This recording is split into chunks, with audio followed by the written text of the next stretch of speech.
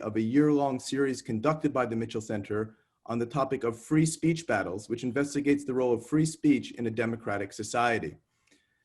I think it's hard to imagine a human practice more directly connected to democracy than speech. Aristotle, one of the first theorists of popular government, famously defined the human being as a political animal. But in his very next sentence, he defined the human being also as a being endowed with speech, thus suggesting that one of the promises of civic life is the special employment of this capacity. Yet free speech is not just a right, but a puzzle, as few think that free speech is absolute. There's general agreement that you should not be allowed to cry fire in a crowded theater, and there are also widely accepted libel and slander laws which regulate speech as well. One of the purposes of our year-long series on free speech is to explore the proper limits of speech in a democratic society. But the mission of Free Speech Battles, our series, goes beyond these perhaps familiar jurisprudential questions and also explores the new and recent, more micro-political contexts that have shaped the contemporary concern with free speech and debates about its meaning. These include, to give you a preview of other topics we'll be exploring this year, the specific case of online speech, the issue of boycotts, hate speech and how it might be overcome, the importance of an independent media and how it might be protected, and, as in the discussion of this opening conference, the question of free speech as it is practiced in academic settings. All of these topics have been planned by a planning committee consisting of Joe Lowry from Near Eastern Languages and Civilizations at Penn, from Sophia Rosenfeld in the History Department, from Amy Sepinwall, in Wharton, and Tukufu Zubieri in Sociology, and Matt Roth at the Mitchell Center. The planning committee has been led by its chair, Sigal Ben-Porath, a scholar of political theory, philosophy, and education in Penn's Graduate School of Education, and Sigal will be moderating the conference events today, tomorrow, and Tuesday. I'll just say that Sigal has been an absolutely fantastic leader of this series, bringing great cohesiveness to the planning committee, inspiring us to pursue vital and novel perspectives, and gracefully leading us in what turned out to be a hugely turbulent period for the planning of academic events. With respect to the specific topic of this conference, campus speech battles, Sigal is, of course, an ideal moderator as she is a leading figure in the ongoing study of the topic. In addition to her many works on citizenship, democracy, and education, Sigal is the author of the 2017 book, Free Speech on Campus. She's addressed the topic of academic free speech at a plethora of workshops, conferences, interviews, and other public appearances. She also served as the chair of Penn's Committee on Open Expression, which gives her a practical background to her theoretical interventions as well. And on a personal note, I'll say I've learned a lot from Sigal on this topic. She's encouraged me to be unsatisfied with civility as the main or only goal of academic events. Most centrally, she's held out the possibility for bringing together two things that are often seen as opposed: inclusivity of marginalized groups on the one hand and free speech on the other. With her notion of inclusive freedom, Sigal invites us to see both concerns as things that can be simultaneously realized. But just as much, I take from Sigal a humble and abiding sense of what is complex, still unsolved, and almost mysterious about the topic of regulating speech on campus, and thus what makes it the topic, I think, so suitable for a conference of the kind we're starting this evening. Before turning things over to Sigal and our speakers, I just want to thank our co-sponsors, the Penn Graduate School of Education, the SNF Paideia Foundation, and the Jack Miller Center. So now I'll turn things over to Sigal. Thank you, Jeff. I'm hoping that some little technical issues are resolved by now and I can introduce our speakers properly. So thank you so much for this introduction, Jeff. I'm excited for the start of our conference, and I'm especially excited to introduce our speakers and to start our conversation today. So Cerri Banks is the Dean of Students and Vice President for Student Affairs at Skidmore College. She received her PhD from Syracuse University and previously served in leadership roles at Mount Holyoke College and at William Smith College. Committed to education reform and issues of inclusion, Banks draws from educational theory, feminist theory, and critical race theory in her work as the dean and in her teaching, research, and writing.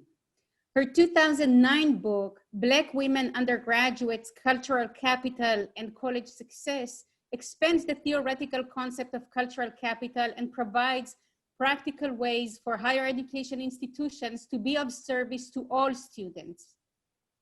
She's also the co-author in 2012 of Teaching, Learning, and Intersecting Identities in Higher Education, and of the forthcoming collection, wonderfully titled No Justice, No Peace, that focuses on student activism. In the introduction to this book, which is not out yet, so you're getting now a world premiere, Banks notes, and I quote, "This is a critical moment for higher education in the United States. Forces inside and outside of the academy are pushing colleges and universities to prepare students for citizenship in a divided nation, one that appears to be regressing when it comes to race relations. It is my hope," she's saying, "that this book will provide new insights, practical skills, and useful advice for colleges and universities navigating this current rocky terrain." And this will be an important part of what we discuss today, starting in a moment. After we hear from Cerri, we will hear from Howard Gillman, who is the Chancellor of the University of California, Irvine, and a professor of law, political science, and history. I will only mention a few of his books. With Erwin Chemerinsky, he also published a book named Free Speech on Campus in 2017. And just last week, the both of them published a brand new book, The Religion Clauses, The Case for Separating Church and State. Another book that I'll just mention is The Votes That Counted, How the Court Decided the 2000 Presidential Election. So just, remaining relevant. He has received many awards for his scholarship and for teaching excellence and dedication to students. And he co-chaired the National Advisory Board of the University of California's National Center for Free Speech and Civic Engagement, where a lot of important work on this topic is being done.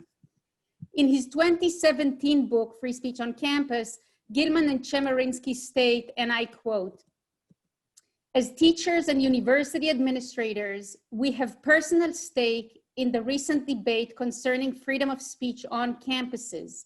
We fear that the discussions over the issue, like so much else in society, are polarizing into two camps.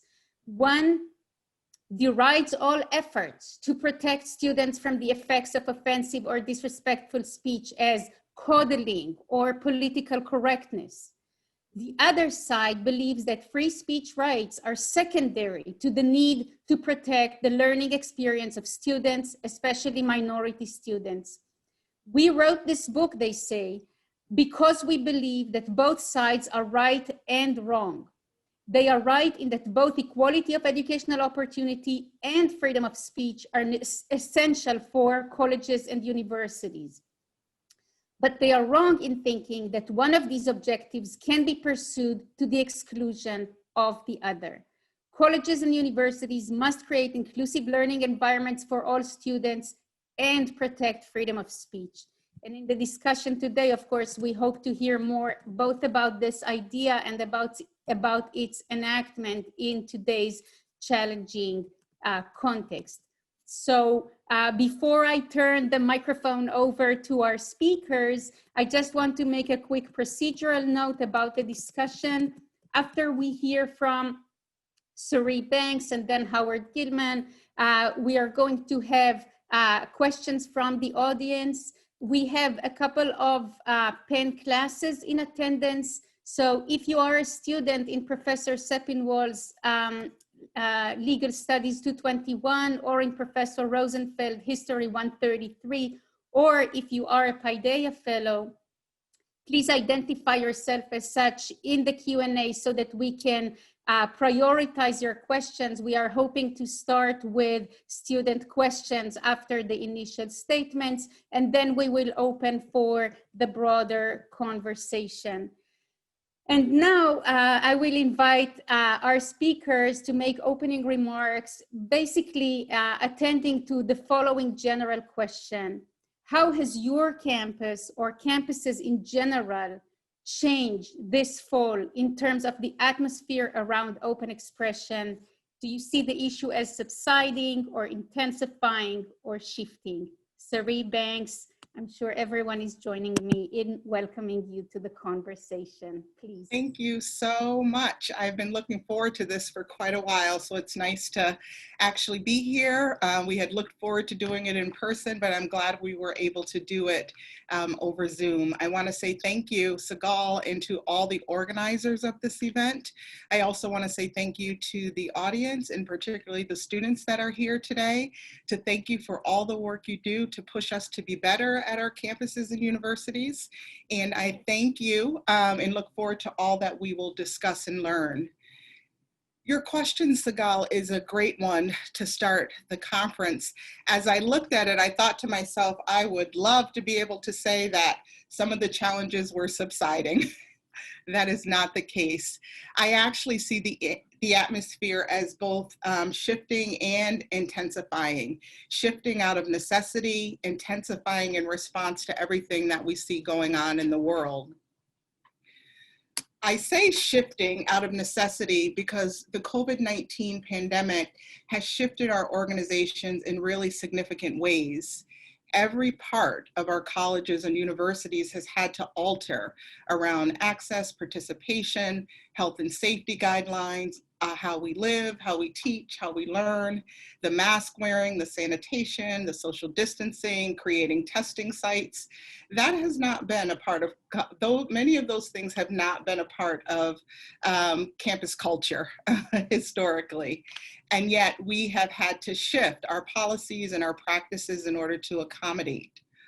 Our students also face a number of challenges. Their understanding of life at college has had to shift drastically, and that has caused quite a bit of anxiety, issues of isolation, and having a sense that what they have experienced in the past, or new students coming in, what they thought college would be, has shifted. Class and racial differences have magnified. They are hyper visible. Students feel exposed when sharing their physical locations on Zoom. Some students don't have the technology necessary for remote learning. Some experience food and home insecurity. For our international students, the time differences, language needs, travel challenges, and home responsibilities have also made this a difficult time. And that's just the backdrop of COVID-19 that COVID-19 has presented. Add to that a tumultuous political state, the protests around anti-racism and police brutality, social media and media influences. So of course, we had no choice but to shift around free expression. Everyone is trying to be heard and validated. And sadly, there's very little listening that is going on. Zoom has changed how we communicate. So shifts include even more social media and media postings, online protests, petitions, demands, more videos of people expounding a range of beliefs. Words with all of their power are even more critical. Again, with everyone social distancing, we're trying to de-densify our campuses. There are very few moments where people can gather face to face and have conversation. And I think that this has really impacted the work that we're trying to do. The anonymity of online exchange has allowed hate speech to become a norm, and this is deeply distressing for many in our college community. I also say the work is intensifying. I often remind students that our school doesn't exist in a vacuum. Everything that we see going on in the world impacts what happens on our campuses. Sometimes they're described as bubbles, but we know they are not bubbles. We're divided as a nation. We're revisiting things that many of us thought were asked and answered. For example, KKK and racism bad. Apparently, there are still questions about that. And so students are seeing this and they're asking and demanding our institutions to be different, to take a stand, to take actions, regardless of what some of our most valued tenets are. They're saying things like, I understand tenure and academic freedom, but I don't know that that makes it okay for racist comments to be made in the classroom.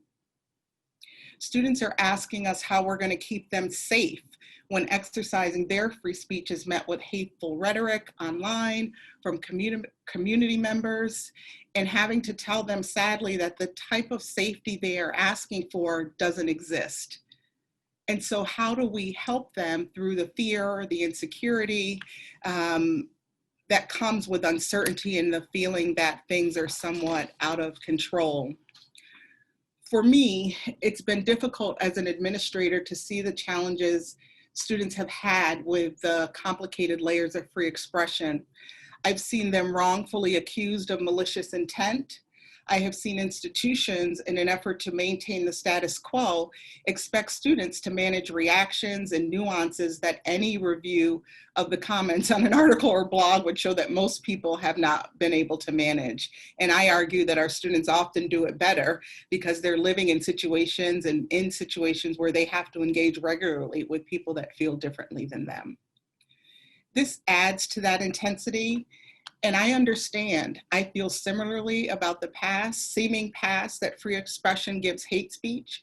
It challenges the sensibilities and is an affront to values that I hold most dear. But it is important that as institutions of higher education, we educate our students and our entire communities about these matters and give them knowledge and skills and strategies that they need to thrive in this environment.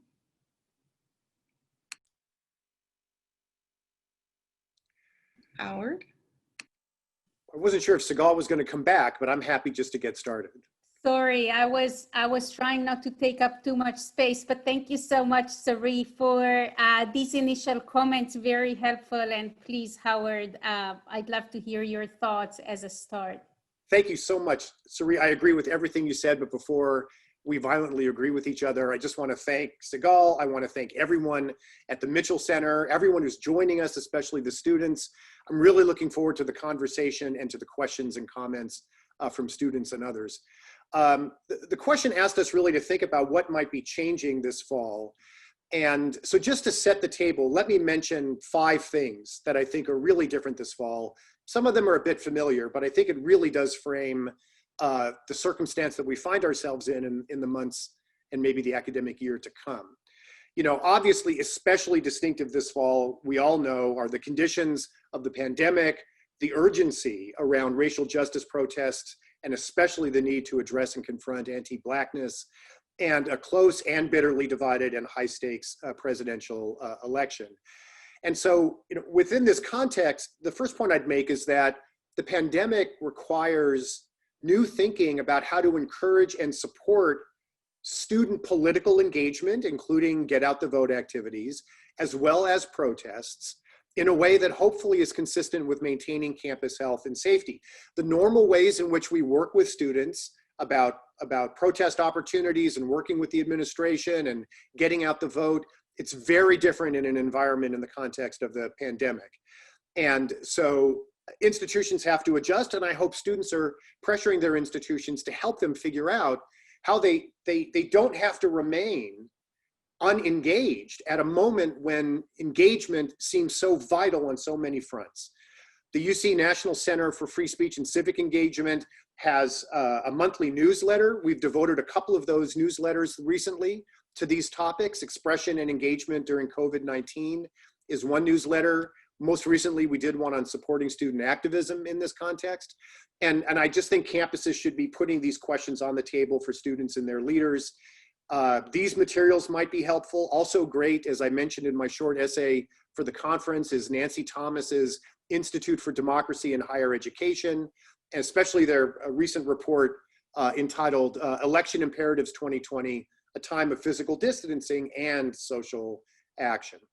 So the first thing is that you have to maintain a culture of engagement, political engagement, and expression, even in a physically distanced environment. The second point I'd make is that we're also in a context where there are very appropriately heightened reactions to speech considered hateful, offensive, otherwise wrong-headed. Some of you might remember a few years ago, campuses were managing events by provocateurs and hate mongers such as Milo Yiannopoulos and Richard Spencer. That level of riot-inducing vitriol hasn't quite showed up on campuses for a little while, but we are seeing campuses heat up quite quickly about expression that's even less overtly hateful than Indianapolis and Spencer. Examples include, for example, a UCLA business school professor who rejected the demand to provide a no-harm final in light of the Black Lives Matter protests. There was a former Wisconsin Air Guard Lieutenant Colonel, Betsy Scholler, who had a Facebook post reacting to the murder of a female U.S. Army soldier that created a firestorm. There was a dropped investigation of a doctoral student at Stockton University for writing pro-Trump Facebook messages. Some of you might have heard about the recent events at USC's Marshall School of Business involving a professor who used a Chinese word in class that could be heard as sounding a bit like the N-word, and so on. And I think it's clear that maintaining a commitment to the protection of free expression in this context is going to undoubtedly create explosive moments on campuses. And Cerri, it's very important, the point she made. If campuses are not proactively engaging on the norms of free speech and academic freedom, but also using their own voices to counteract hateful speech, to stand up for core values of respect and dignity and everything that makes higher education work, then they're going to find themselves in much more difficult circumstances.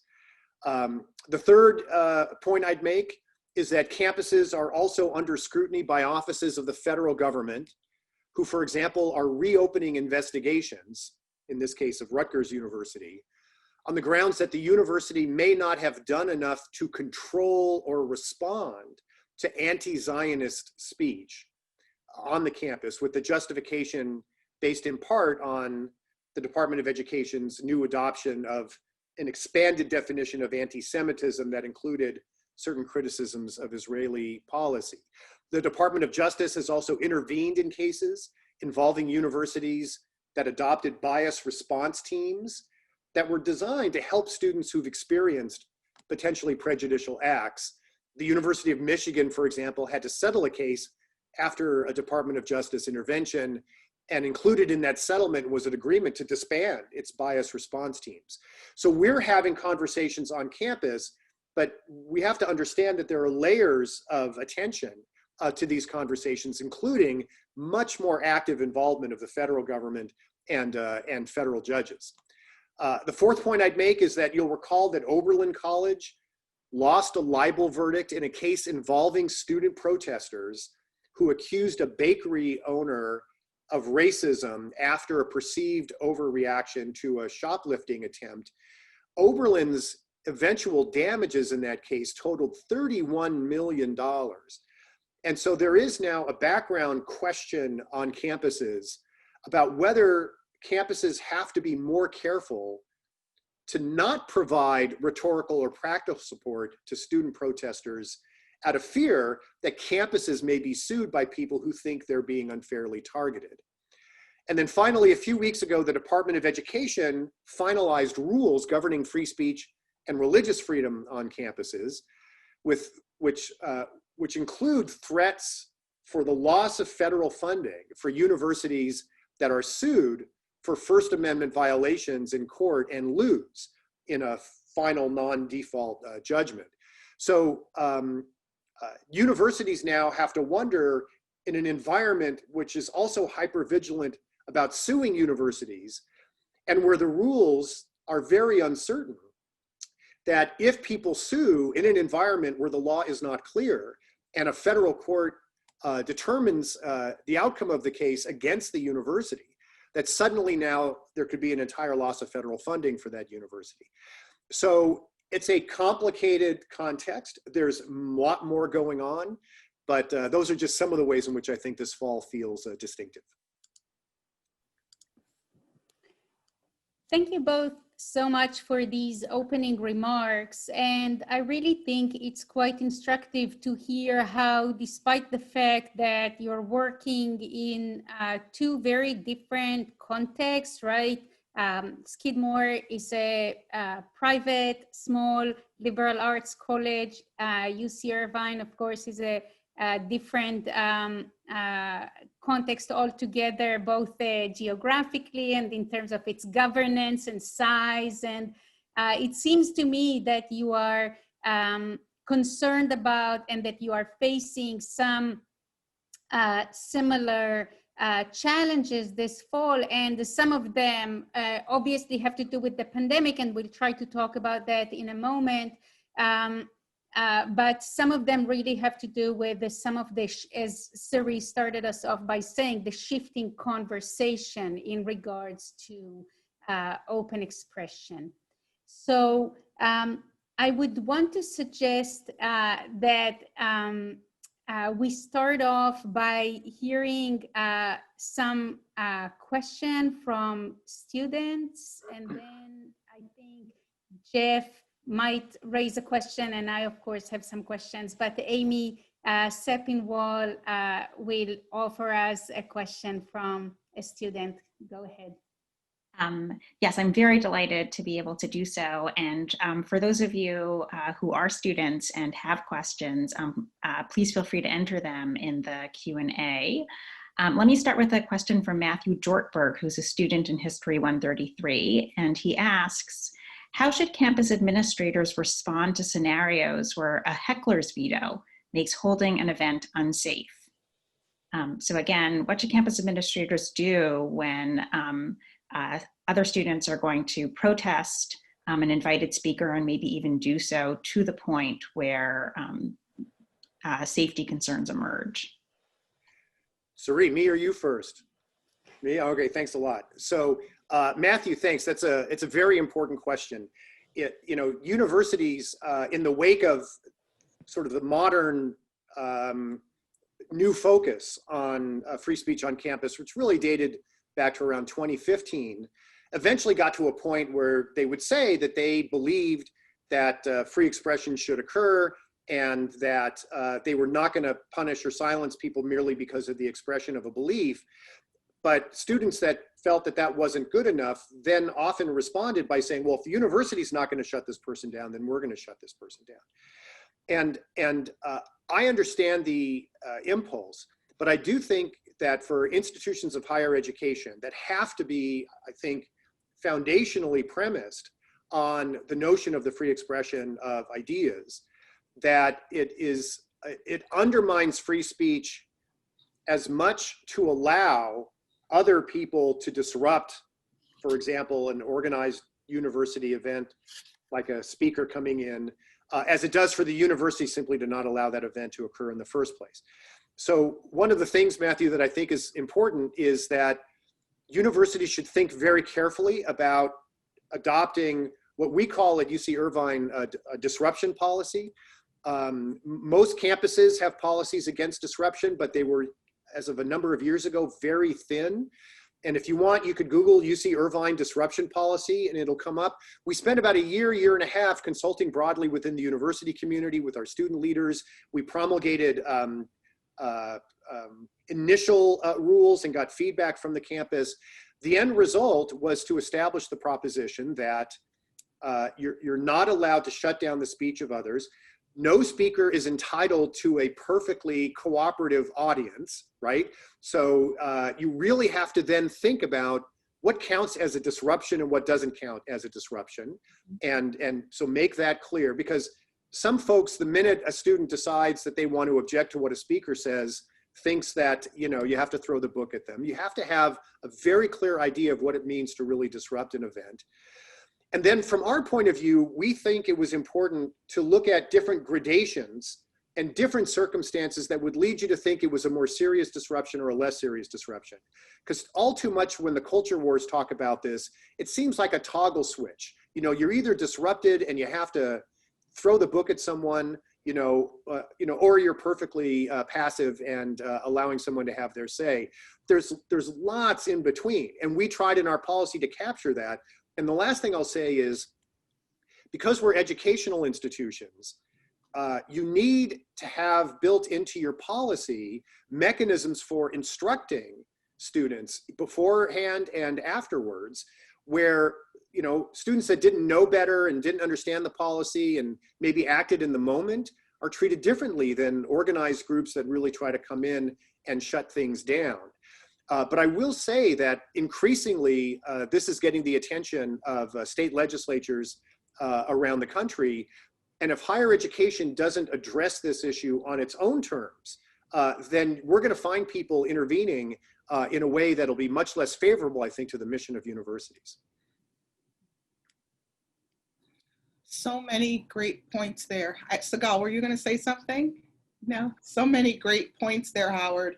You know, as we wrestle with how we make decisions about educating students regarding this, one program that we had where I actually ended up meeting Sigal was one that, and I'll talk about that more a little bit later, but this idea that we prepare students with skills that allow them to engage with others who may have opinions that are different from theirs, using the critical and analytical skills that we should be teaching them every day and how to do that.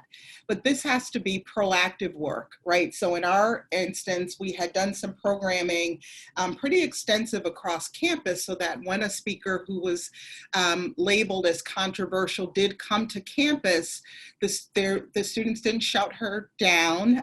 They had decided amongst themselves how and organized how they were going to ask questions. They certainly took her to task on a number of things in a really smart way, and even stayed after, long after her session was done, to have more conversation. It was one of those moments where we felt we had prepared them by providing programming and ideas and thoughts, and them being very clear about our expectations around protest, but also our commitment to the idea that protest isn't meant to be polite, right? I think what we saw very early on were a lot of institutions trying to control protest and control expression to the point where the students could like stand in the corner of a building and say 2 words, right? And not the wrong words, or else they were going to be put out of school. Protest is not meant to be polite, but we are educational institutions. We teach students the skills we want them to have to engage both on our campus with people that come to our campus and as they go out into the world, right, where things will be somewhat different and they'll need those skills. We want them to be leaders in that way. And so all of this being built into the foundation of what we do, not as an aside, not as an add-on, and certainly not only after an event or something has occurred and everyone's worried and nervous, but clear roles and responsibilities, clear of who is managing situations, clear information about our expectations as a campus, but also repeatedly giving students and reminding students of our commitment to free expression for them and for others, and then being available to help acknowledge when harm has occurred. But the uplift we get from seeing them argue around ideas, right? The purpose of the institution, and the confidence they felt in being able to do that, even when the speaker repeatedly tried to goad them into different types of behavior. It was really quite something to watch. There was almost a disappointment that they weren't riled up or shouting, right? Because that's where the publicity is. But I agree with you, Howard, and I think going back to our purpose, right, which is to educate and prepare students for citizenship in the world, should give us some good direction on what we can do. Great, and I do agree, Cerri. I think it's so important to remember for institutions too, to remember that if we assign what is called the free speech zone, right, that is far away and not visible to people who are at the event or engaging with the ideas, and that's where you're allowed to protest, we shouldn't be surprised if students then get riled up and they overstep their boundaries, or what's, might be considered overstepping, right? Whereas if we allow for more voice and more visibility to their concerns, as is both expected of us legally, but also I think is very important educationally, then we might be able to see more of the type of engagement that you are describing here, Cerri. I think Jeff Green was going to raise a question next. Go ahead, Jeff. Yeah, just building on this last exchange and also, Cerri, on some opening remarks that you made about what you took to be the decline of listening on campus in this moment we're living through. It strikes me you just described in a way a situation where there was listening and you were able to foster it. But my broader question is, do you have clear metrics for measuring listening? How do you know when it's happening? Is it always so clear? Because I feel like we know what people are saying more clearly. We know when people claim to be offended, but how do we know when listening is happening? Is it the absence of heckling and other interruptions, or something more positive that you can point to? And if you do think it's an important job of administrators to foster this, maybe you could just continue to say a bit more about how you think universities can go about fostering listening. Oh, you're muted. Oh, we can't hear you.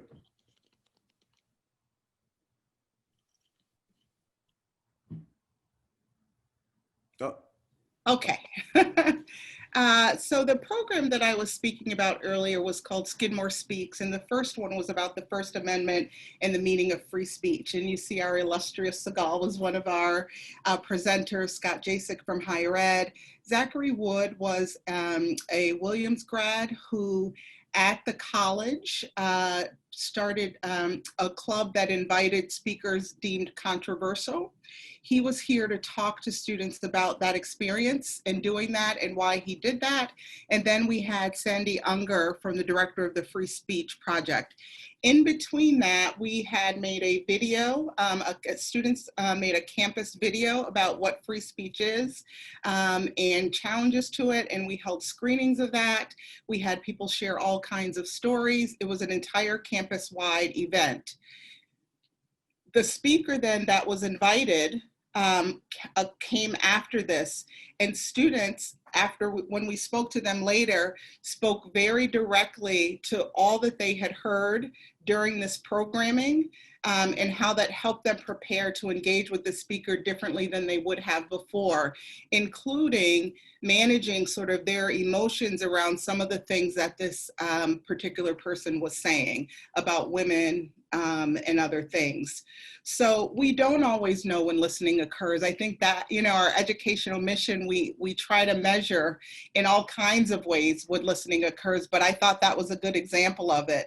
I think when we have the sort of, when students demonstrate the skill set, just like with content in any course, right? When they demonstrate the knowledge and they demonstrate the skill set, then we know that listening has occurred. It doesn't mean that everyone's listened and that everyone's heard. And it's one of the reasons why I think one of the outcomes of COVID is that it has pushed us to find other ways to have conversation and dialogue in smaller groups. I have found large sort of group gatherings, which we often do when there's an incident of hate speech or bias or, a complicated speaker, and we have the large forums after. I call them higher ed's version of thoughts and prayers, right? We have it, everyone emotes, then we go back to our business until the next thing happens, then we have it and everyone emotes, and then we, as opposed to making institutional change. So Skidmore Speaks this year is going to be about social media. And again, we want students to have some skills around that. So I think it is our hope that if we build it, they will come, and that if enough of us are doing this together and hearing each other and listening, then we will see evidence of that in the things happening on our campus. And Jeff, it's a great question. I would just amplify one thing. It is very important, as Skidmore is doing under Cerri's leadership and other leaders, to make it clear how these values are, why these values are so important. And, the first thing I'd say is sometimes it's unclear, you talk about whether students are listening or not, sometimes you got to wonder whether faculty are listening too, right? So let's not put it all on students. You get locked into a certain point of view, and you hope that we're in this sort of platonic space of a fair-minded exchange. Doesn't always work that way, but we can strive for it. It's harder to tell people in civic life more generally they're obligated to listen, because nobody's obligated to listen. So if there's a special argument for listening within higher ed, it has to be rooted in a theory about what the distinctive attributes of a university, a college, and the scholarly tradition are, right? And what is it that distinguishes the way we within our community here think through, debate, discuss issues that may not necessarily always generalize to society? And I think the obligation to show due respect and the understanding that you win arguments with better evidence, and not by shutting down the argument. You know, that physicists didn't figure out whether light was a wave or a particle by, you know, shouting down the people who thought it was the wrong thing. And if you can begin to do that, then you have a larger story you can tell about the habits of mind that you're trying to nurture within a university environment. And as the great University of California President Clark Kerr said, you know, the point of a college or university isn't to make ideas safe for students, you know, it's to make students safe for ideas, for the engagement with ideas. Great, and it's such important points. And I think I'm trying to remain with my listening ears to the Q&A. So I want to just return the microphone for another moment to Amy Seppinwall, who has collected a few other student questions for us. So Amy, maybe you can, you know, offer us a few questions in a bundle, and then we can discuss those before we move to additional questions. Wonderful. So the first of these that I'll pose is from Candace Lee, who's also a student in History 133. And she asks, how should we balance ideological diversity or an interest in widespread freedom of discussion against the need to create safe spaces on college campuses? So that's a first question. A second question comes from a student in Legal Studies 221, Constitutional Law, Lily Monroe. She says, in my very basic high school civics class, we touched on Rousseau's social contract, which describes how an individual's obligations to an entity are dependent on an agreement of mutual preservation of and between both parties. What should the social contract at educational institutions look like? Yes, Lily says a little more, but I'm going to leave it there. And one more question, this one coming from a philosophy student at the university, who writes that they think that most of their peers pose no threat to free speech. The real threat, according to this student, is newspapers. Newspapers play the largest role in artificially shaping the culture of a college. For example, they have been known to run partially researched defamatory articles on researchers and professors. How can they be held accountable for such actions? How can allegations made on social media or newspapers be treated seriously and investigated legally? And why are newspapers allowed to shape culture without having any skin in the game? Fantastic questions. And so let me try to do a bit on each, and then Cerri will fill in all the large gaps of what I probably will say. On the issue of ideological diversity versus safe spaces, the universities do have an unshakable and in fact legal obligation to create non-discriminatory learning environments, right? And that has to take a lot of forms, and sometimes it's a little invisible how many forms it takes. There's required harassment training, right? There are offices that investigate bias. Student affairs programming often is focused on questions of the lived experience of people who are marginalized to try to sensitize people to it. You build departments of African American studies or Latinx studies so that there's better cultural capital. You speak out when people are singled out. There's a tremendous number of things that I think a fair-minded person would say universities are doing in order to ensure that institutions are true to equal respect and hopefully as equal an educational experience as possible for people of diverse backgrounds. In my judgment, though, the one thing that can't be part of that bundle of obligations is to try to accomplish that by censoring or punish people merely because of the expression of a point of view. And I think that it's both because as a public institution, it's it's illegal for me to do that. But I think it's not just public institutions. I think all colleges and universities that care about free expression have to think of other ways to create that space. And in fact, no field within the scholarly and academic community is a thriving field if there's not some diversity of point of view within that field. And that applies probably as much to theoretical physics as it applies to theories of democracy. And if everyone in a department is always saying the same thing over and over again and never listening to anyone else, you know, that there's a risk that that field is not going to be a thriving field. So you need diversity of thought. The last thing I'll say about it is that you framed it as ideological diversity versus safe spaces.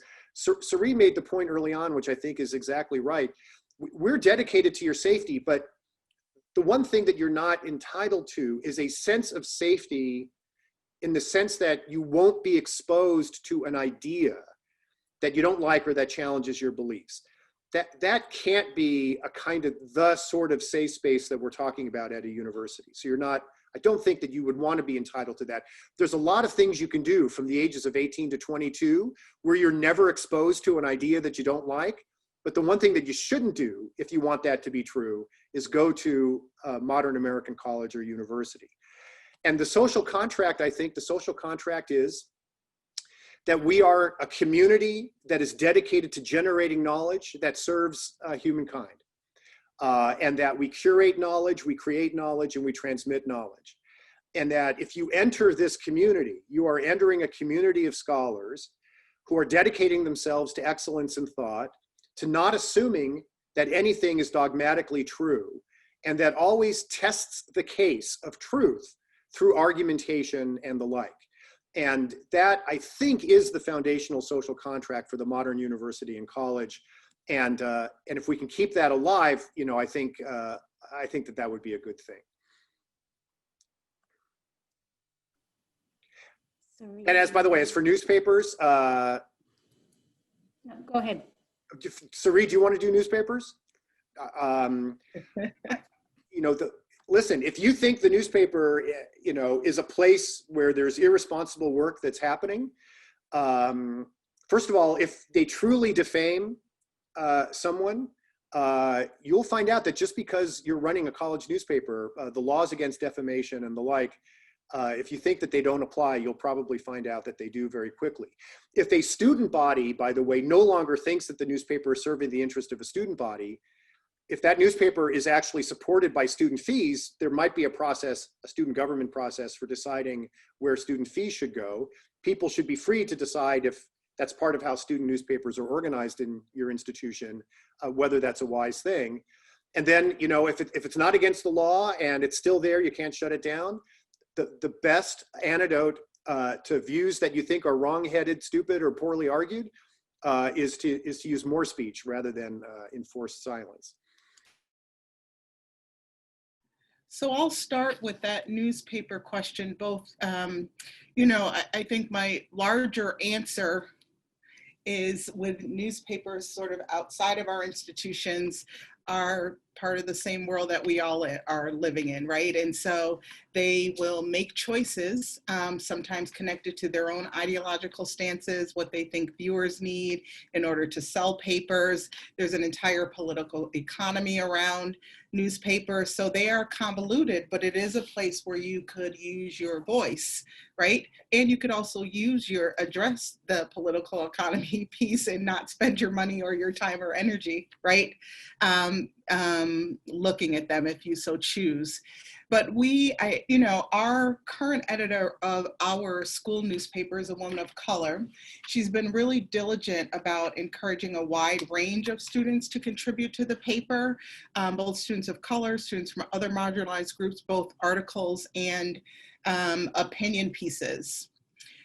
What we have seen as a result is an increase in local community members and anonymous responders from all over writing hateful responses to students, attacking them personally, not their ideas. Students have been doxxed, their family members' names and addresses, their addresses have been made public with veiled threats of violence.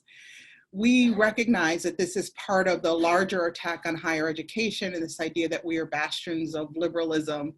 But I feel our students are caught in the middle of this. All of college, including writing for the paper, is where they should be free to learn to the skill to express their views, to make a mistake. We work with the paper during non-pandemic and heightened times on things like accuracy, defamation and slander, right? The timely request for information. We're now also working with them to help them think about how to mitigate some of the challenges they're facing because of their free expression. So changing the settings and commenting sessions so folks can't comment anonymously, making decisions about who, when, and if to respond, and even legal resources if they find themselves in that. Again, getting back to Howard's point about the purpose of the university, right, is to generate knowledge, to provide skills and content, to help students learn and grow.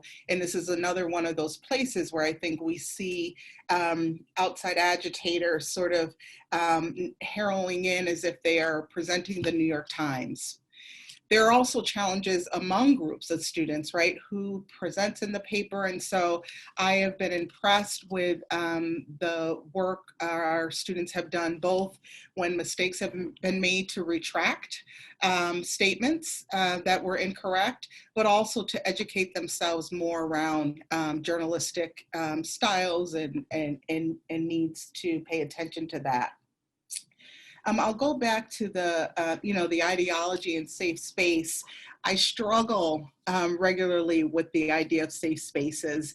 And so in conversations with students, I just ask what they mean by that, right? What are you seeking safety from? Right? We will not, and they will not go into the world and be able to seek safety from ideas that are different from their own ideas. And so how do we help them, again, gain the skills and knowledge necessary to engage with that?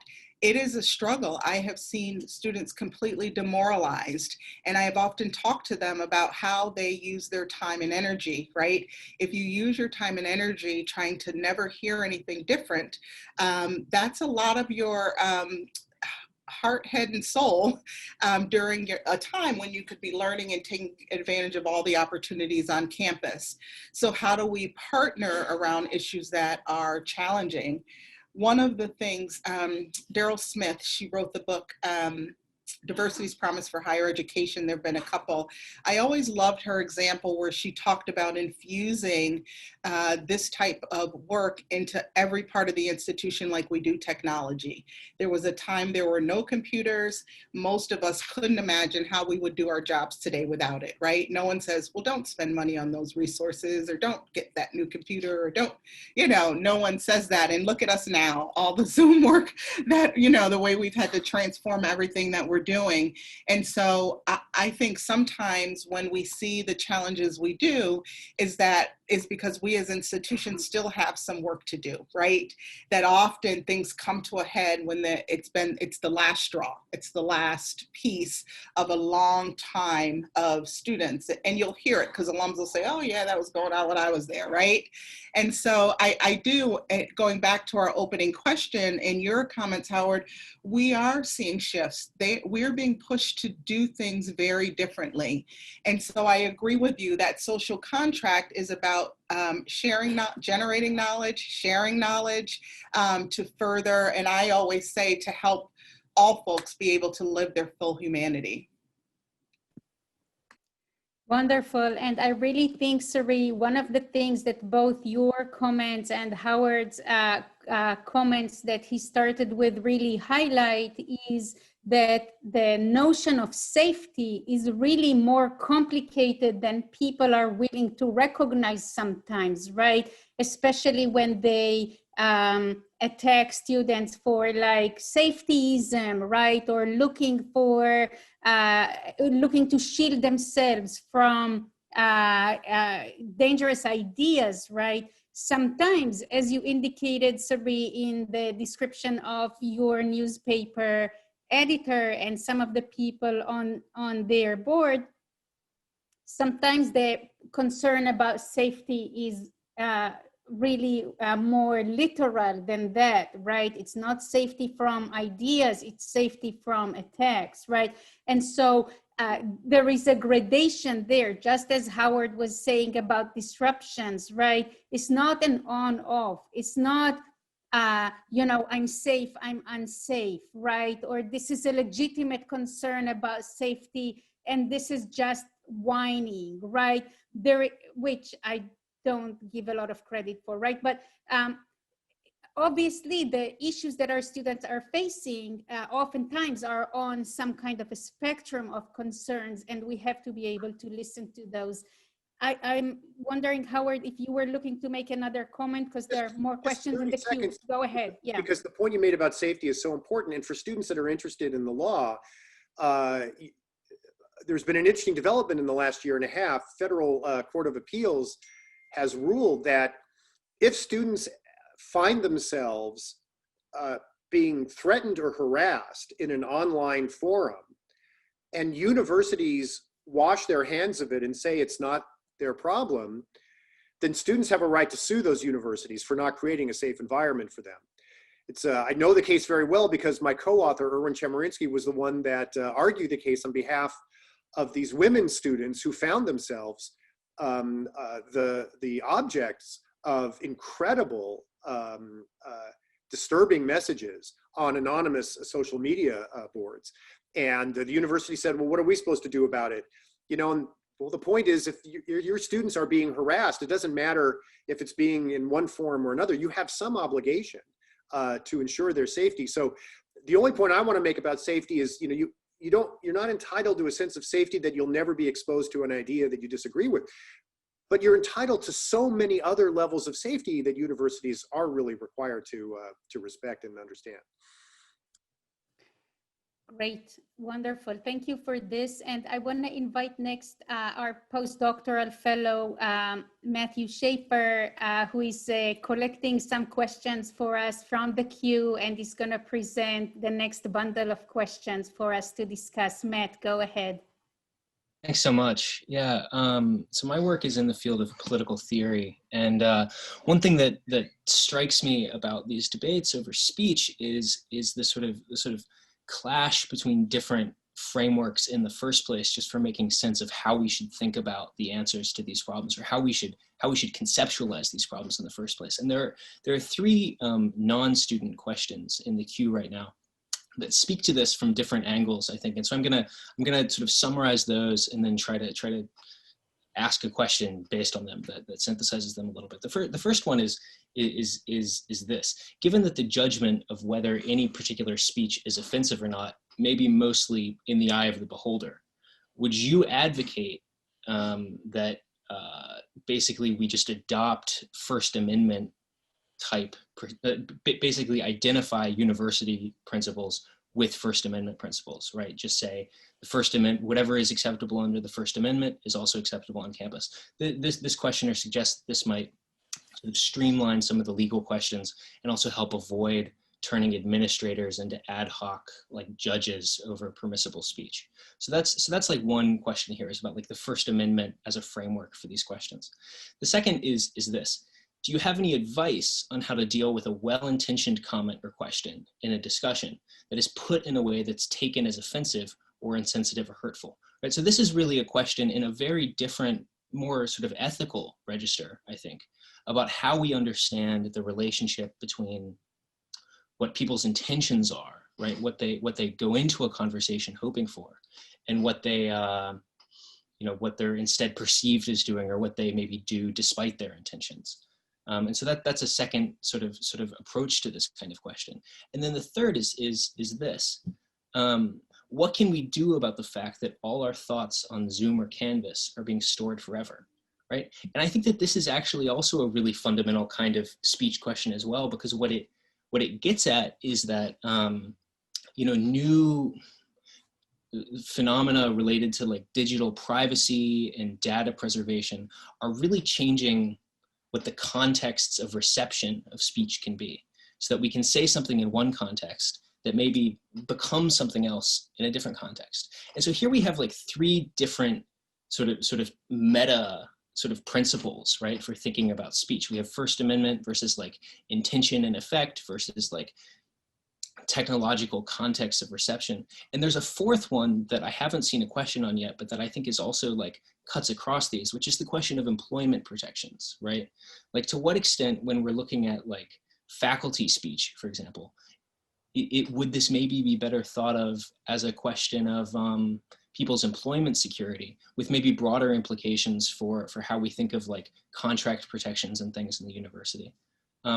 So my question to you is, regardless of what extent you want to comment on any of these individual frameworks, how do you think about this kind of question of like, what kind of right is at stake? What kind of value do you want to aim for? I think the discussion at the very beginning of like Segal's idea of inclusive freedom is something that's relevant here. But I'm interested in how you navigate this kind of problem. Much, Matt. This is a great set of questions, and we're so lucky to have you with us, even if on Zoom this year, sharing with us your thoughts. Would either of you like to start, at least with a part of that? Howard, go ahead. Okay, so I'll try to be quick. Fantastic questions, and it is interesting how you wove them together. I do like that these are different contexts. You need a bit of a theory about the context within which you're operating in order to get your bearings on it. So, but very quickly, first on the question of should there simply be a simple rule that what's protected by the First Amendment is protected on campus? My shorter answer is for public universities, that's already an obligation, and I would recommend that for all colleges and universities that believe in free expression. But the interesting and important point there is that wasn't always taken for granted. The movement that established that principle within American higher education was the Berkeley free speech movement. Because before the Berkeley free speech movement, the assumption on campus was that students were allowed to engage in academic or scholarly conversations, but they didn't have broad First Amendment rights. And when in the late 50s and early 1960s, students at Berkeley, for example, wanted to organize to protest the Republican National Convention in 1960, or organize civil rights workers to go into the South, the university said, well, you can't use university property for that purpose. That's not a scholarly activity. You have to go to the free speech zone right off of campus. And eventually the free speech movement was about, no, we have a right to engage in the broad discussion of issues on the campus itself. That was bitterly fought, as you know. So if you want to go back to the origins of it, you could learn about the Berkeley free speech movement. There are still some scholars, including Robert Post, distinguished former dean of the Yale Law School, who think that we should go back to the sort of prior Berkeley free speech movement view. And if you really want to control cacophonous speech on the campus, simply say, you can only say on the campus what you would be able to say, in a kind of academic setting, right? And it's an interesting view, but it is, if you wouldn't have the Vietnam War anti-war protest on the campus, you wouldn't have had civil rights protest on campus unless the Berkeley free speech movement established that principle. On the question of whether a well-intentioned, last thing on free speech, just because you acknowledge that free speech should include essentially what the First Amendment protects and doesn't protect, that's only the beginning of the question, because it's not at always clear what actually is or is not protected by the First Amendment. So you still have a lot of work you have to do. With respect to a well-intentioned comment taken in a way that is offensive, let's say in a classroom setting, what's interesting about the first question was about general free speech rights. This question is really about the contours of academic freedom, which is a different thing than free speech rights. Academic freedom really is a professional obligation on the part of faculty and the students that they're engaging in to engage in a kind of exchange that is consistent with the point of being an educational institution. So faculty have no general First Amendment rights when it comes to what they do in the classroom. You can't be assigned a class in physics and decide that every single class what you're going to do is harangue about the current administration, right? You have to exist within those boundaries. And we talked about safe spaces before. There is an obligation, I think, within academic freedom in the classroom setting for faculty to create an environment within which students feel safe to ask questions. But students also have an obligation in that environment to engage in a way that is fair-minded, that shows equal respect and dignity to people in class. And if everyone tries to do that, and if you set that tone, it's much easier if people say something that someone takes offense to simply go to an educational and forgiving model, right? It's much easier to heal if everyone understands that's part of our social contract and the rules of the game. And with respect to Zoom, it's very important, I think, for colleges and universities to create extensive privacy protections for students on Zoom. If you Googled UC Irvine privacy protection Zoom, you'll see there's a lot of guidance that we're giving people. Students shouldn't have to display where they are if they don't want to display where they are. Anything that is videotaped is not going to last forever, and that is a serious consideration. And given that we have to do this a bit because of public health and safety, you do need to add all of those privacy protections, I think. I so agreed. Zoom has really changed a lot. I don't know if any of you have had the experiences of the Zoom bombing and the other things that have come in that have made folks a little uncomfortable. So those protections and privacy settings and all of those things are really important. You know, this idea of a well-intentioned comment, it makes me think about the challenges we experience with cancel culture, right?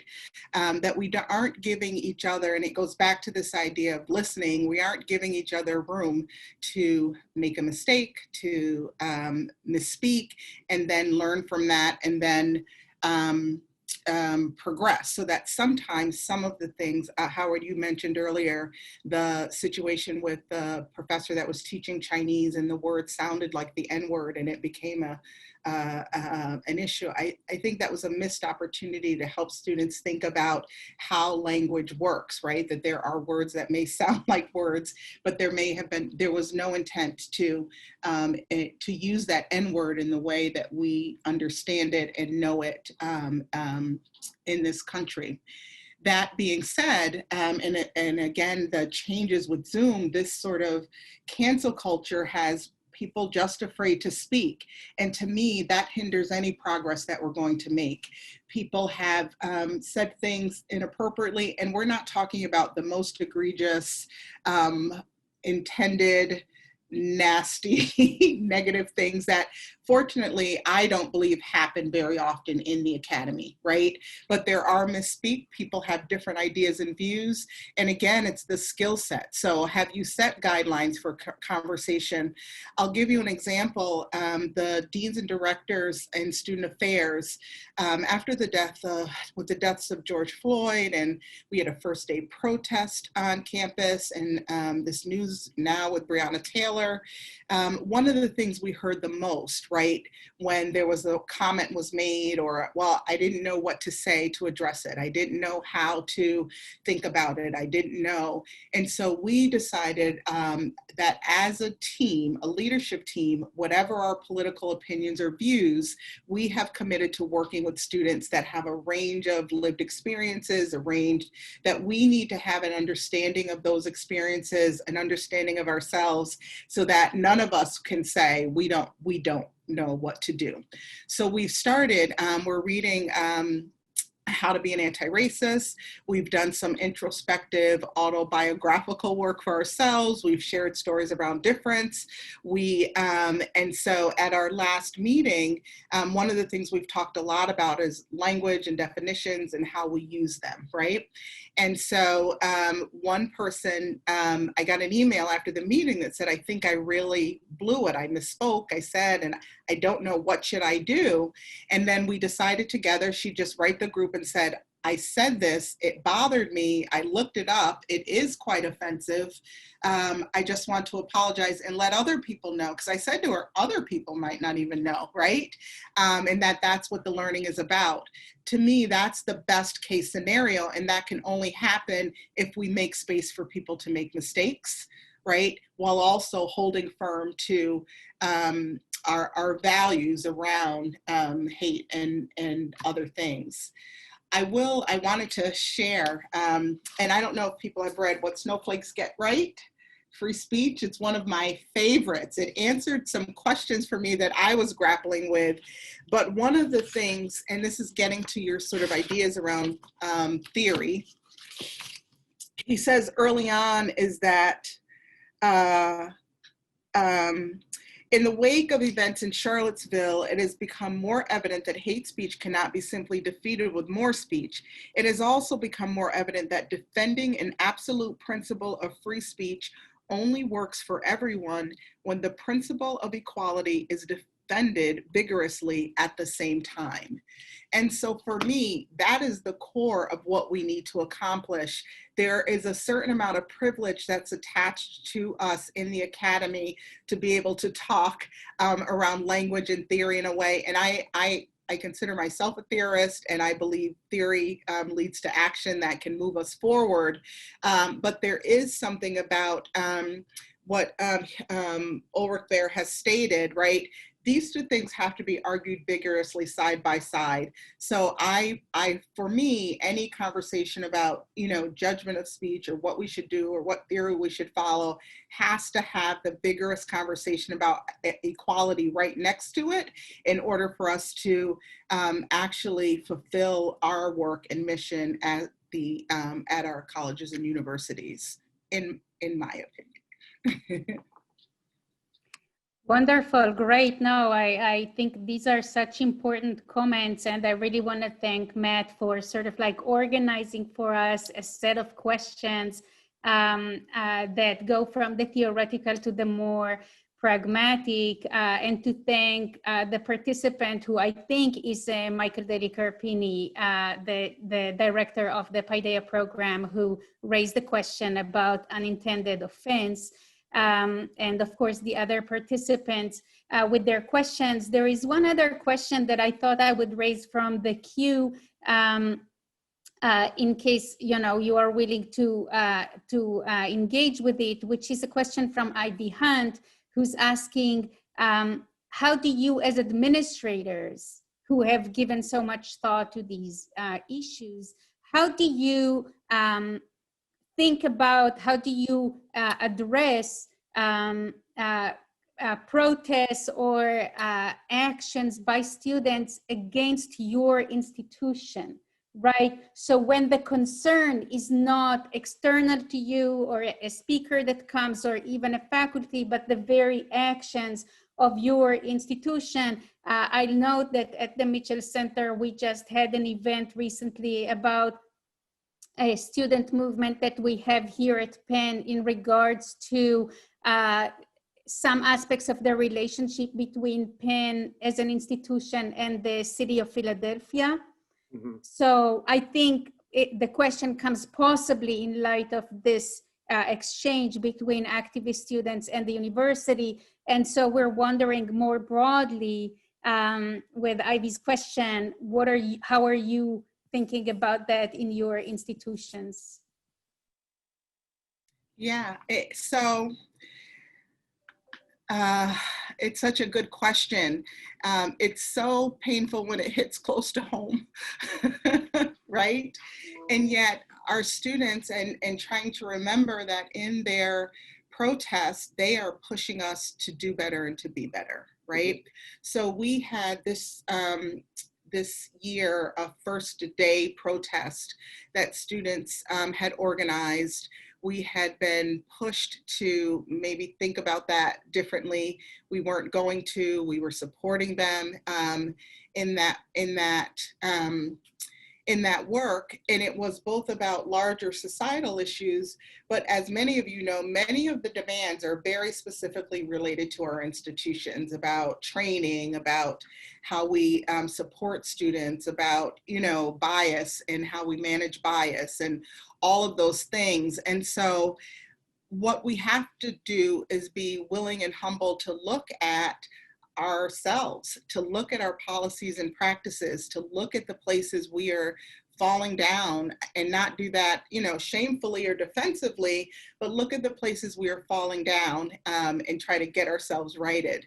We also spend quite a bit of time with students. So our Black students just recently sent a survey to other Black students about needs. They want to present to the president and others on campus. I have been working with them to help them. I always say to students, I will tell you what's possible, what's likely to never happen, and what's already happening, right? To help you be better at when you go forward, that you're prepared. I support the things that you have here, but how can we, but my goal is to help you present them in a way that we can partner together to move forward and see some real action. And that's been useful. Again, our institutions don't exist in a vacuum. We make missteps. Some of our policies are antiquated, right? We have a system that's inherently unequal in some ways. Some people keep their job for life. Some people could be let go tomorrow, right? There are all these pieces that are built in, but I still believe the academy is the place where the hard conversations can happen, where we can teach students the skills and knowledge necessary. They're going out into the world in every field. I think it's where real change can happen, and we see that when they come back to us. It is very hard when it hits home, but I think if we don't pay attention and get it right here, right, then we will continue to have challenges. It's also difficult, I think, again, one of the shifts, the amount of outside influencers and outside agitators. So some of our campus protests are being, there's a local group here that's protesting throughout the region, and our students are very connected with that. So we had to recently send out an email of information that just says, protesting on campus, protesting off campus, our expectations, what our limitations are, and then we listed all the resources for them on campus and off campus if they find themselves in a challenging place. We think we have to maintain that the students were reluctant to have our campus safety be involved until they realized that outside people could come in and change the tenor of their protest. And so helping them think about that differently, they were more open to seeing that we need that. So I feel fortunate. I feel like our students, even when they're angry at us, will still partner. I know that's not the case everywhere. But again, I think we have a responsibility to support them in their free expression and also help them learn how to do it in ways that they can be physically safe, for example, and other things. I think them knowing we do not condone any type of violence against them. You all may have read about Skidmore recently in some of the papers, and both sort of managing what happened with the protest situation there, and then some of the calls that students had that were not what they wanted to happen afterward, that were not conducive to tenets of free expression. And so it is a constant educational moment. Our student body turns over pretty regularly, and we just have to build this into our institutions in a way that everybody continually gets access to learning more about how to do this. I want to associate myself with all of those comments. I'll just add, I feel very lucky to be part of a university system that has a tremendous and long-standing commitment to shared governance, where we all take collective responsibility for the well-being of the institution. I've been at institutions where it wasn't quite as deep and wide a commitment, and we're grateful for it, and I think we're better for it. Think a number of years ago, 6-7 years ago, we started to see in higher education some students saying and protesting on campus that campuses were not treating allegations of violence against women or harassment of women seriously enough. And, initially we all, everybody thinks that what they're doing in a given ecosystem is the right thing, or else we wouldn't be doing it, right? And as a result of a handful of students, maybe some of them carrying mattresses on their backs, others following suit, they transformed the entire ecosystem of Title IX. And students every generation have done things that have improved our institutions. We don't always agree, but if you have any responsibility for the well-being of an institution, and that includes an administrator, but in a system of shared governance, it should include everybody, then we need to encourage our students when they think we're falling down to let us know. And hopefully our ongoing dialogue doesn't require them to protest, but sometimes that's the only way.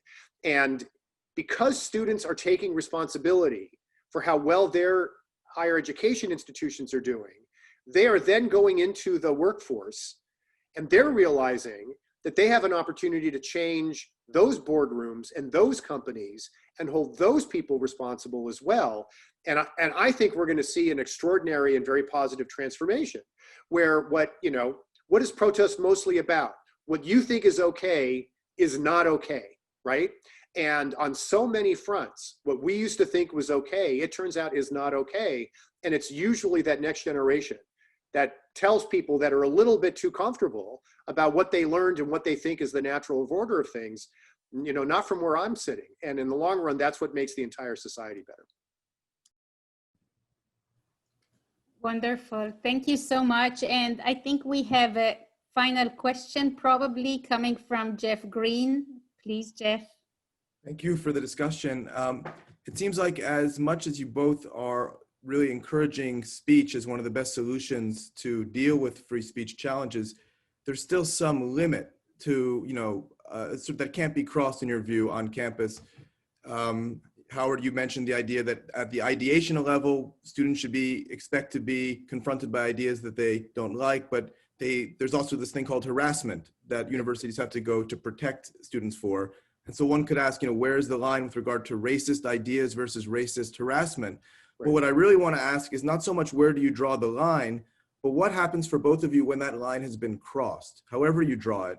As administrators, how do you consider the different responses you have to deal with students in your community who have crossed the line? I know from what I gather from Sigal's work that she's suggested about not always going to the law, to criminality as the solution and to pursue other options. I'm curious how you think about that set of issues. Yeah, it's very important when you talk about free speech that you talk about how even if you're starting with the First Amendment, maybe you don't agree that that's where you should start, but you should start somewhere. So there's so many things you can do with words that don't count as free expression, right? The free expression of ideas. You can engage in a criminal conspiracy, right? You can libel someone. You can harass someone. You can threaten someone's life. You can incite a riot. And so nobody who is a free speech advocate is saying anytime you're doing something with words, that has to be protected. And it's just as important to teach people what the difference is between the mere expression of an idea and harassment and incitement and libel and the like, true threats and so on. The case books for the First Amendment are about 1,000 pages long. And so it's not going to be easy in a shorthand way to explain, well, where is the line between harassment and no harassment, or discrimination and mere expression of opinion. But the shorthand way I think you could say it is, however you define a true threat or incitement or libel or harassment, it's something more than the mere expression of an idea, right? So if you can start with that basic proposition, then you move forward. Harassment is defined in a way where certain effort, a targeted effort at someone in a way that threatens their sense of well-being. And then, there's a lot of case law about all of that. And all of us, I think, as administrators feel an extraordinary sense of responsibility to, on the one hand, if you're going to protect the mere free expression of an idea, you have to make sure it does not lead to harassment, that it's not leading to discriminatory behavior, that a true threat is taken seriously, that incitement is recognized. And like I said, it'll take a seminar on the First Amendment to sort of polish all those ideas. But if we're not coming down strongly when people go across that line, you've lost the moral authority to protect sort of the core idea. So sometimes it's complicated, but we have extensive processes, training, and the like that we hope gets the community prepared when it needs to be prepared to figure out what to do when that line is crossed. Great, Cerri. Just a quick reply, Really probably. quickly. Yeah, that's okay. it's been really interesting to me the way some of these free speech arguments have not acknowledged that we regulate speech all the time, right? That there are all kinds of regulations related to speech, to what you can and can't do. Like Howard said, that's a whole other seminar. And so when it comes to the things he meant, violence, slander, harm, discrimination, harassment, those things are regulated.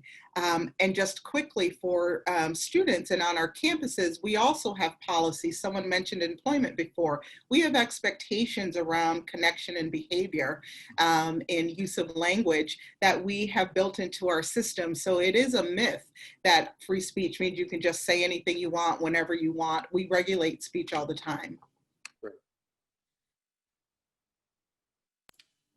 That's wonderful. And I think probably an important reminder that the notion of a free speech absolutism, right, or the notion that if you are a constitutionalist or if you worry about following the law, then you must never censor or reject or regulate any speech whatsoever, really is not how the Constitution works. It's not how the legal system works, and it surely is not how our campuses work. As both of you have reminded us, it's important to remember that a campus has more goals that it's trying to accomplish beyond just doing what anyone else does in a democracy. Of course, we have to do all of that, but we have to do more. And so there is more, there is requirement for us to attend to more aspects of speech. I think maybe I will let you offer, if you want, a quick summary point from each of you before I conclude our session. Is there something that each of you feels that people on either side of these speech debate or speech discussion should really keep in mind and they fail to see, either those who are looking to protect speech or those who sometimes are looking to limit it or to regulate it more? What would you most want them to keep in mind? I'll go first, and then Cerri, you can have the last word maybe. So much of this debate, since it got caught in the culture wars, is just about gotcha. It's about trivializing the other side. And so the main thing that I would urge, especially people in a university environment that are working through these issues, is we should all aspire to elevating the quality of the debate. And to elevate the quality of the debate means to go deeper on both sides. And I think people who are inclined as traditional free speech advocates, they need to listen to the challenges that this generation is bringing to that tradition, and not simply wave the First Amendment at people and assume that that's going to be a satisfying answer. Free speech as a value needs to be reinvented and defended in every generation. And if it can't be, then it's not going to survive. And so you have to do the work. And for people that are not familiar with free speech traditions and why it's considered such a cornerstone of free, democratic, and pluralistic societies, not to mention higher education, do the work to see that tradition. And then the debate, I think, is going to be elevated in a way that does justice to what should happen in higher education. And I would just add, we have a particular amount of privilege and resource and ability to debate these issues that many, I would say, in the world don't have, but the conversations do impact them. So I would ask that we all remember that attached to these debates, attached to these questions, these theories, our ideals, are real lived experiences of people who are many of whom are having very, very difficult lives because of some of the outcomes of these conversations, some of the things that are happening legally and beyond, so that we use our privilege and we use our ability as we mentioned that this idea of equity and the ideas around free speech and debate are argued just as vigorously together as they are in separate settings. So much, and our conversation here at the Andrea Mitchell Center continues tomorrow at noon with a discussion with Jeffrey Stone about the history of the First Amendment in the US and the Chicago Statement on college campuses, and then in the afternoon with a discussion with Nadine Strawson at NYU Law School and John Powell at the Berkeley Law School on similar issues related to the boundaries of expression on campus and beyond. In the meantime, I want to really thank Amy Sepinwall, Matt Schaefer, Jeff Green, and most significantly, of course, Howard Gillman and Cerri Banks. I've been so lucky in the last couple of years to think with you about these issues. And I feel really grateful that you could come and I could share you with the Penn community and others who are interested in this discussion. Thank you so much. I hope you have a good night. Stay safe in the good sense. Such a pleasure. Take care of yourselves, everyone. Thank Take you care. so much. Bye-bye.